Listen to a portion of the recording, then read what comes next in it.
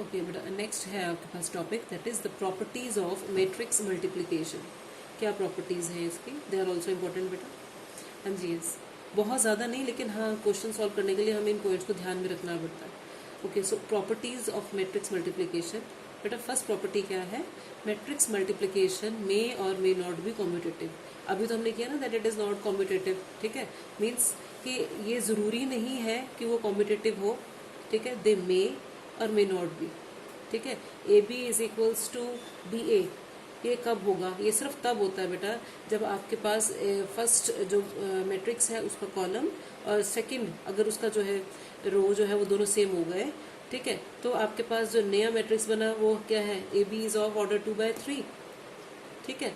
और अगर आपके पास दिया हुआ है बी ए, अगर हम लेते हैं तो बी ए आपके पास वो एग्जिस्ट नहीं कर रही। क्यों? क्योंकि ऑर्डर जो है वो मिसमैच कर गया। ये 3 है, ये 2 है। Here number of columns they are not equal to the number of rows when we are talking about B A, so B A does not exist. So अगर हम कहते हैं कि हाँ वो कम्यूटेटिव है, मान के चल लिया कि ए बी अगर वो बी ए के इक्वल है, here only we have proved. अगर मेरा ए है मैट्रिक्स ऑफ 2/2 ऑर्डर और बी है 2/3 की, तो ए बी की वैल्यू तो आ गई 2/3, लेकिन जब मैंने उसी को ही बी ए के उसमें लिया तो वो एग्जिस्ट नहीं कर रही थी। So this implies that A B is not equal to B A, ठीक है। सो मैट्रिक्स मल्टीप्लिकेशन मे और may not be commutative. Commutative वो कब होती है? It is commutative multiplication of diagonal matrices, ठीक है, ऑफ सेम ऑर्डर, ठीक है। Multiplication of diagonal matrices of same order they will be commutative. मतलब मैं अगर आपको एक एग्जांपल दूं, मान लो मेरा डायगोनल मैट्रिक्स क्या होता है? जिसमें सिर्फ डायगोनल एलिमेंट्स नॉन जीरो होते हैं, बाकी जीरो होते हैं। अगर मैंने एक ए मैट्रिक्स लिया of order 2 with elements 1 0 0 2, it's a diagonal matrix. B लिया मैंने, ठीक है, again a square matrix of order 2, ठीक है। तो जब मैं इसको सॉल्व करूंगी, ए बी निकालूंगी, तो ए बी की वैल्यू क्या बनेगी? देखो 1 इंटू 3 प्लस 0 इंटू 0, तो 3 आ गया। Then 1 into 0 plus 0 into 5 that is 0। और फिर अगर मैंने लिखा 0 इंटू 3 0, तो 2 into 0 is 0, and then 0 into 0 plus 2 into 5 that is 10। A B की वैल्यू ये आ गई 3 0 0 10। अब मैं अगर बी ए निकालती हूँ तो वो क्या बनेगा? देखो 3 इंटू 1, ठीक है, प्लस क्या बन जाएगा? 0 into 0 that is 3. Then 3 into 0 plus 0 into 0 that is 0.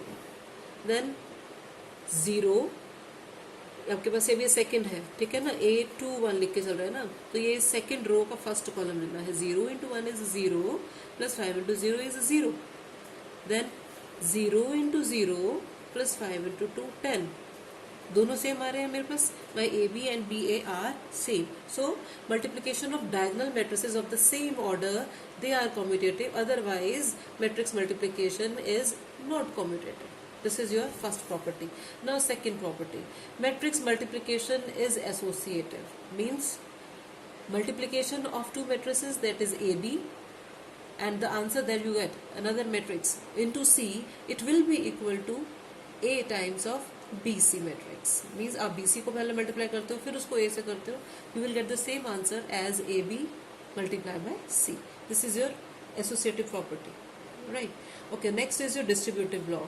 It also holds. Matrix multiplication holds a distributive property also, and that is A times B plus C is equals to AB plus AC, and A plus B times C is equals to AC plus BC.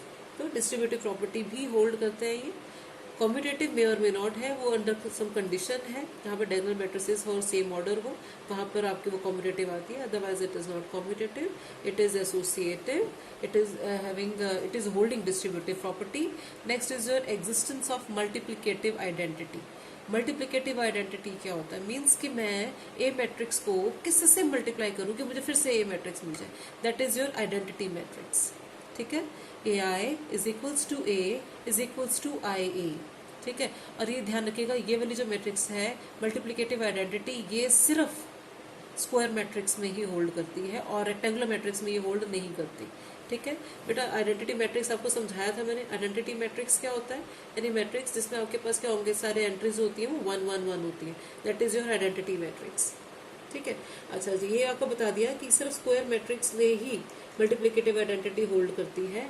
And the another one is existence of multiplicative inverse. ये वाली property भी सिर्फ square matrix में ही होती है. ठीक है, that is A into A inverse. Means एक मैट्रिक्स को मैं किससे मल्टीप्लाई करूं कि मेरे पास आइडेंटिटी मैट्रिक्स आ जाए, उसी के ही इनवर्स है, उसी मैट्रिक्स के इनवर्स है. That is A into A inverse is equals to A inverse into A and that is equals to I. बेटा ये वाली जो प्रॉपर्टी है अभी आप सिर्फ इसको समझ लीजिए. ठीक है, करनी है आपने डिटर्मिनेंट्स वाले टॉपिक में है, उसमें मैं आपको ये अच्छे से क्लियर करूंगी. ठीक है, अभी सिर्फ इसको लिख के रख लीजिए क्योंकि मैट्रिक्स से रिलेटेड है, इसलिए हम अभी प्रॉपर्टीज लिख रहे हैं, तो जस्ट क्रैम कर रहे हैं अभी हम. ठीक है, तो एक्सप्लेनेशन है वो हम नेक्स्ट चैप्टर में करेंगे, अभी करके हम कंफ्यूज नहीं होना हमें. Okay, the last one is zero matrix as product of two non zero matrices.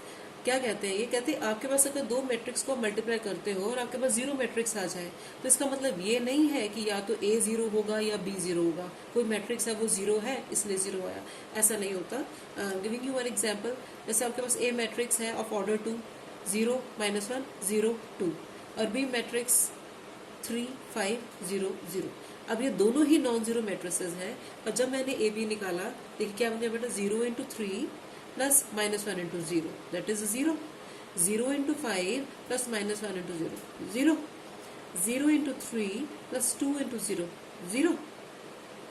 0 into 5 plus 2 into 0 0.